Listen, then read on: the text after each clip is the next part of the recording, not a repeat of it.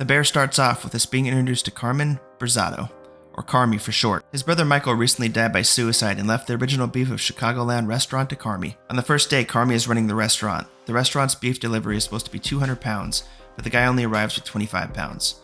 And Carmy is forced to raid the restaurant's video game machines for quarters to buy extra meat from a guy selling it out of his trunk. Original beef has been struggling financially to this point, and Carmy is trying to turn it around, but the current staff doesn't want him messing with how they normally do business. Early on, we are introduced to Marcus, Ebraheim, and Tina. Tina is rough around the edges and doesn't want to be told what to do.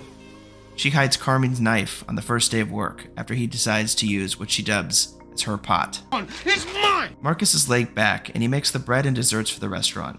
And Ebraheim is a sort of glue guy, doing all the jobs that need to be done to hold things together. Later on, we are introduced to Sydney, who called to apply for the sous chef position. Sydney has a wonderful resume, which makes Carmen ask her why she would want to apply to original beef.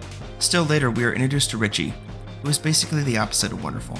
On the first day, he shows up 4 hours late, and he was there because he was Michael's best friend. Richie isn't really a chef, and he doesn't know much about food or the restaurant business, and he seems very threatened by the idea that Carmen or Sydney are going to change anything about how the restaurant operates. We learn that Carmine's sister doesn't want him to run the restaurant, and that their Uncle Jimmy has offered to purchase the business. Carmen seems to really want to turn the restaurant around though, and he doesn't want to sell. 1 year prior to being given the original beef, Carmen was the chef de cuisine at what was labeled at the time the best restaurant in the world, until he had a mental breakdown.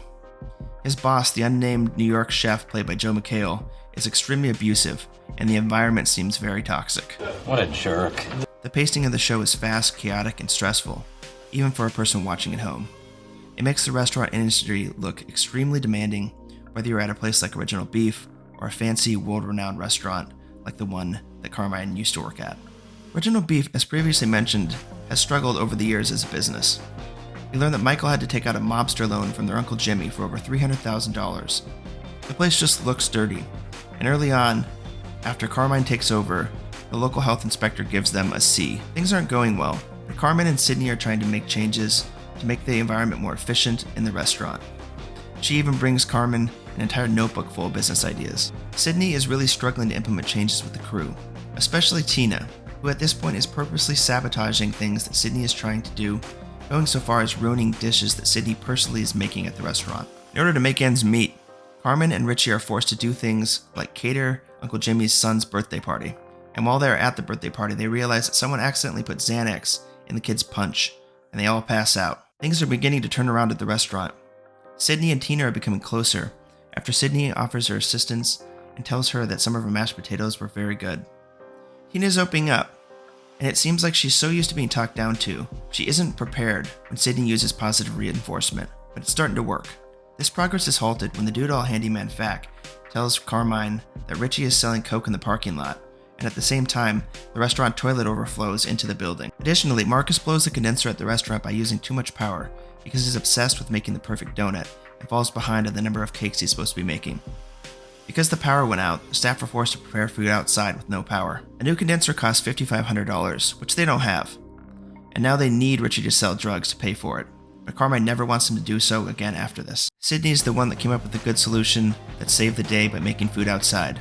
Then the power is restored, and again things are looking up, until someone fires a bullet through the window. That, I guess, can happen when you have people dealing drugs on the corner right in front of your store. An argument ensues about turf between two individuals selling drugs in front of the store, but Sydney's quick thinking solves the problem by agreeing to give these guys sandwiches to move their business down the street. Things again are looking up, the restaurant is cleaner, the food is starting to look much better, and the restaurant even got a good review from a local publication. So again, what can go wrong? A lot. Well, one of the ideas Sydney had was to take online orders. The only problem is she didn't delay the ability to order until the restaurant opens. So they come into work one day and they find they're impossibly behind. After the article, the restaurant got way more online orders than they can fill, and they are again in crisis. Carmine loses it and he yells at Sydney, who decides to quit after being treated so poorly. Carmine eventually throws Marcus's donut on the floor after Marcus thinks he perfected it and wanted to show it to him. At this point, we learn that Sydney was in the CIA, the Culinary Institute of America. She tried and failed to start her own catering business. A running theme throughout the show is how difficult it is to start a restaurant business.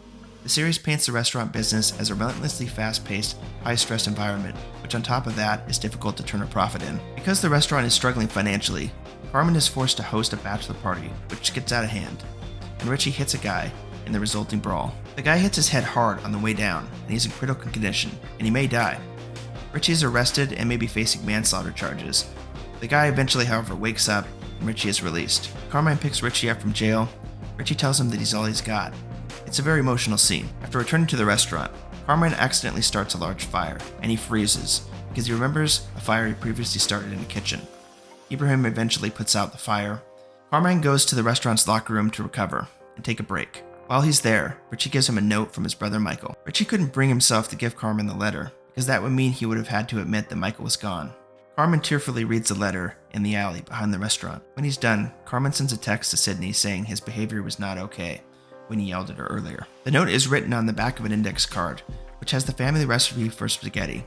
This makes Carmine decide to cook the family recipe. When he opens up a can of tomatoes, he finds a large wad of cash in it. All of the cans have cash in them. If you go back to the first episode, Carmine almost found this out, but he refused to make the family spaghetti recipe because he said it wasn't any good and it was something that needed to change. Sydney comes back to the restaurant and sees the staff opening up all the tomato cans and finding cash in them. Finally, something seems to be going right. We then see Carmine putting up a sign in the front window of the restaurant saying, "The beef is closed, the bear is coming." The final scene is of the restaurant employees having a family dinner. Carmine smiles, and he sees Michael smile back at him. Things may end up being okay after all. If you enjoyed the content, please like and subscribe. Thanks for watching.